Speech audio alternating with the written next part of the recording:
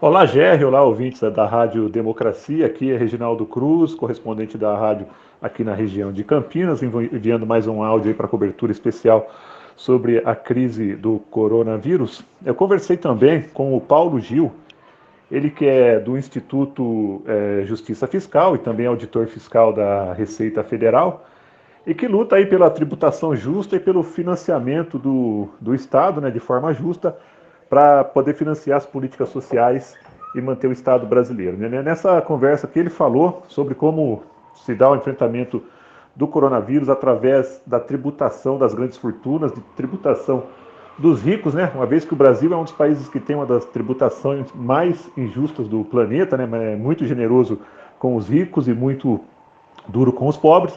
Então, o Paulo Gil coloca um pouco isso aí sobre a discussão que está sendo feita de tributação das grandes fortunas, tributação dos grandes salários, mas é altos salários mesmo, não é o salário de 5, 10 mil, não é salário de 80 mil.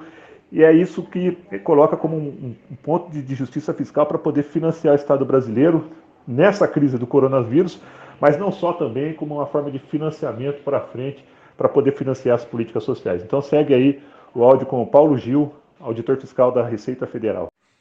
Olá a todos os ouvintes.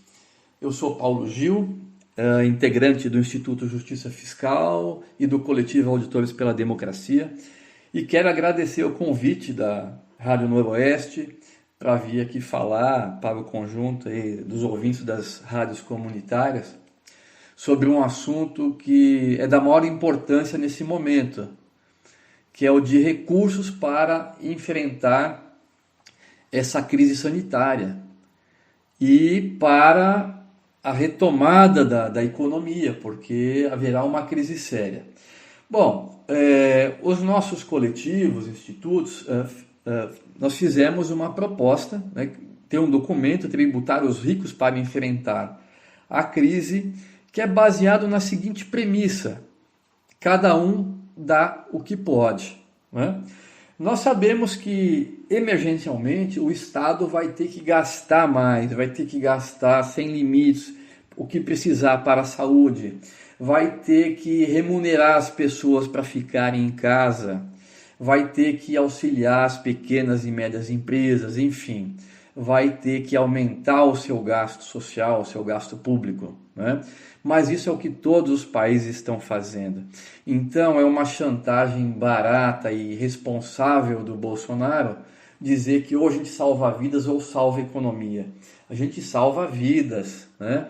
E para a economia não padecer mais ainda e as pessoas sofrerem com o desemprego, com a fome e com o desespero, é preciso o Estado participar mais, o Estado tem que gastar.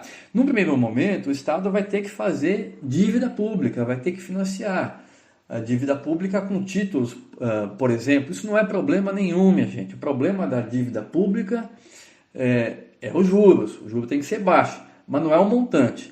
Durante a Segunda Guerra, os países todos aumentaram sua dívida pública. Pois bem, passado esse período emergencial, então, nós temos que prever medidas tributárias para reforçar o caixa da União, dos estados e dos municípios.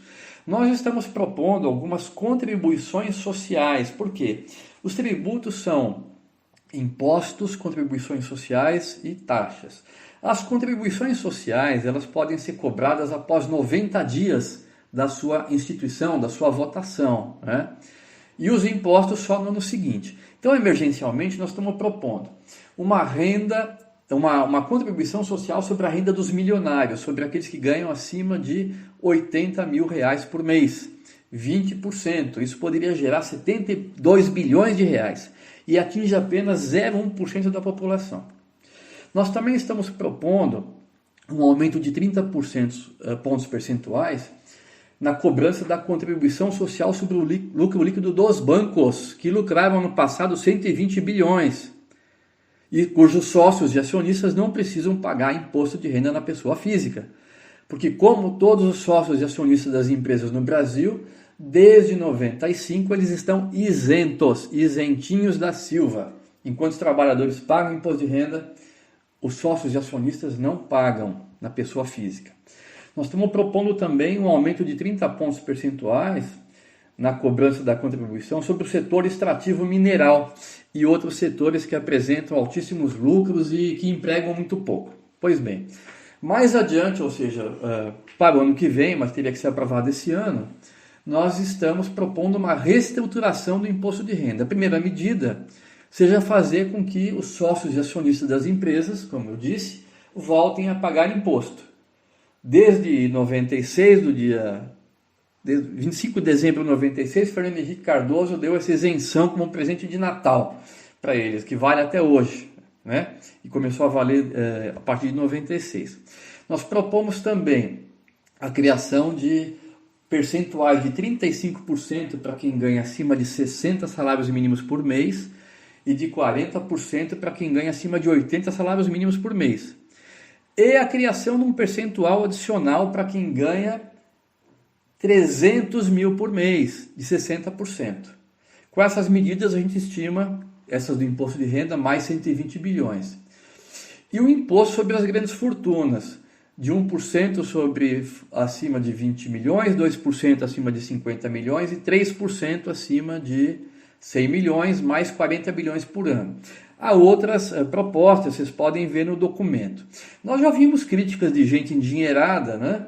De que é um exagero, que especialmente essa questão do imposto de renda, ela tem alíquotas, que são percentuais confiscatórios, mas é lembrar o seguinte, minha gente, o Reino Unido, na época do pós-guerra, chegou a ter 98% de alíquota do imposto de renda para os muito ricos. Os Estados Unidos chegou a ter de 94%. Sabe qual que era a justificativa? Qual era a mensagem que eles queriam passar? Era a mensagem de que a desigualdade é inaceitável. E a nossa tributação é um dos principais instrumentos de criação e de reprodução da desigualdade. Por isso é preciso cobrar mais de quem tem mais e menos de quem tem menos, né? Cada um dá o que tem. Bom, quem quiser olhar o documento com mais calma, pode olhar na página do Instituto Justiça Fiscal, ou da FENAFISCO, ou da Anfip, ou da Plataforma Política e Social. Eu agradeço a oportunidade e convido a todos e todas para se integrarem à luta pela justiça tributária, que é a luta pela justiça social. Um abraço e obrigado.